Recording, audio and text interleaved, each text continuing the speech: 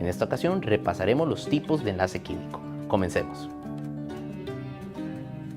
Clasificamos a los enlaces químicos en tres categorías de manera general: enlaces iónicos, enlaces covalentes y enlaces metálicos. Vamos a comenzar nuestra discusión sobre los tipos de enlaces discutiendo sobre el enlace de tipo iónico.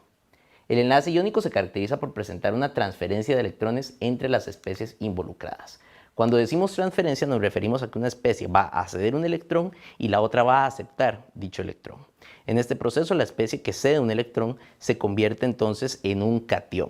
Al tener más cargas positivas que negativas en su átomo, se forma entonces un ion positivo. Por otra parte, la especie que va a aceptar el electrón se convierte entonces en un anión, va a tener más cargas negativas que positivas en su átomo y por lo tanto se forma un ion de carga negativa. En este caso, al tener un ion de carga negativa y un ion de carga positiva, estas fuerzas se van a atraer y se van a formar interacciones de tipo electroestático. Generalmente vemos este tipo de enlaces entre metales que se encuentran al lado izquierdo de la tabla periódica y no metales del lado derecho de la tabla periódica. Un ejemplo de formación de enlaces iónicos se da entre un átomo de sodio y un átomo de cloro. En este caso, el átomo de sodio va a ceder un electrón al átomo de cloro para formar un catión sodio de carga +1 y un anión cloruro de carga -1. Observemos tres detalles interesantes en esta ecuación que tenemos en pantalla. Primeramente, estamos representando a los elementos utilizando los símbolos de Lewis. Los puntos que tienen esos elementos alrededor representan los electrones de la capa de valencia. Así entonces, el sodio tiene un electrón en su capa de valencia y el cloro tiene 7 electrones en su capa de valencia. En segundo lugar, vemos que se da una transferencia de electrones. El electrón del sodio, que está representado con un color rojo, pasa a ser ahora un electrón de la capa de valencia del cloro, con los electrones representados en color negro. Y en tercer lugar, podemos observar que la interacción positiva del catión con la interacción negativa del anión es lo que mantiene unidos a esa especie en una interacción electrostática del enlace de tipo iónico. También es importante que observemos que mediante este proceso ambas especies logran completar la regla del octeto. En este caso, el sodio, al perder un electrón, queda con 8 electrones en su capa de valencia, los 8 electrones correspondientes a la capa anterior a la capa de valencia en donde se encontraba ese electrón del sodio. Y en el caso del cloro también se completa la regla del octeto debido a que termina con 8 electrones en su capa más externa a la capa de valencia. Este enlace iónico es termodinámicamente favorable debido a que se da la formación de interacciones electrostáticas fuertes. Ya hemos discutido previamente que la interacción electrostática depende de la carga de las especies y de la distancia que hay entre ellas. En este caso, hablando en términos de energía, el mejor escenario para formar un enlace iónico se da cuando tenemos un metal de baja energía de ionización, es decir, un metal que tiene tendencia a ceder electrones. Y también cuando tenemos un no metal de afinidad electrónica negativa, es decir, que tiene tendencia a aceptar electrones. Esto nos da la formación de compuestos iónicos sólidos estables. El segundo tipo de enlace que podemos discutir es el enlace covalente. En este tipo de enlace no se da una transferencia de electrones, sino que los electrones se comparten entre las especies que están formando el enlace. Así lo que nosotros tenemos es que dos átomos van a acercarse hasta el punto en el que van a traslapar sus nubes electrónicas. Y de esta manera, en ese traslape pueden comenzar a compartir electrones. Estos electrones que van a estar siendo compartidos se utilizan para completar el octeto de los dos átomos involucrados en el enlace. Un ejemplo de la formación de este tipo de enlaces se da entre los átomos de hidrógeno cuando se forma un enlace de hidrógeno molecular. Observemos que el átomo de hidrógeno tiene un protón en su núcleo y un electrón en la nube electrónica. Al acercarse y traslapar sus nubes electrónicas, ellos pueden compartir esos dos electrones en una zona determinada de la nube. Y en esa zona es que se forma entonces el enlace covalente.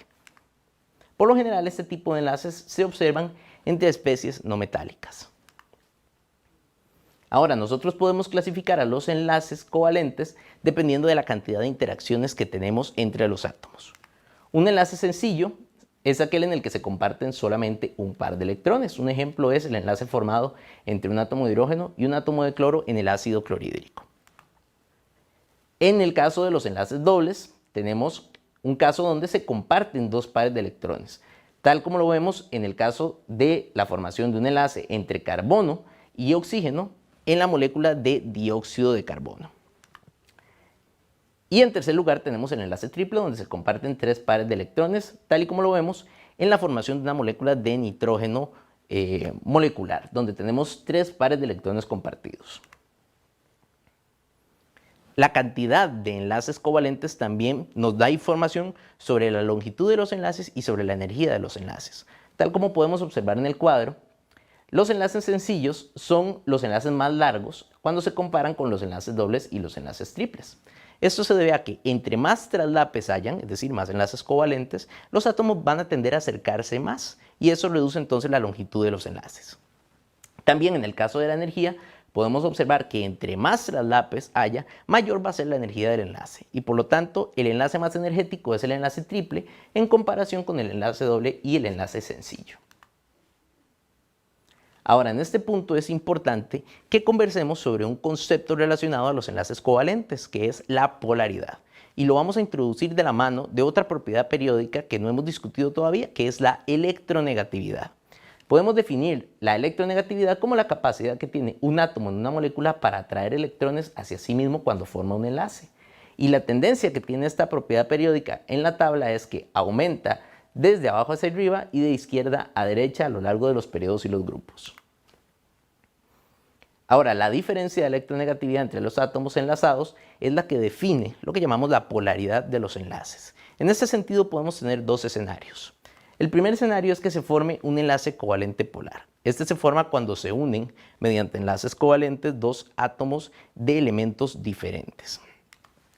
Imaginemos que lo que ocurre es que vamos a tener dos elementos diferentes enlazados mediante una interacción covalente. En esta interacción covalente de esas especies se están compartiendo los electrones.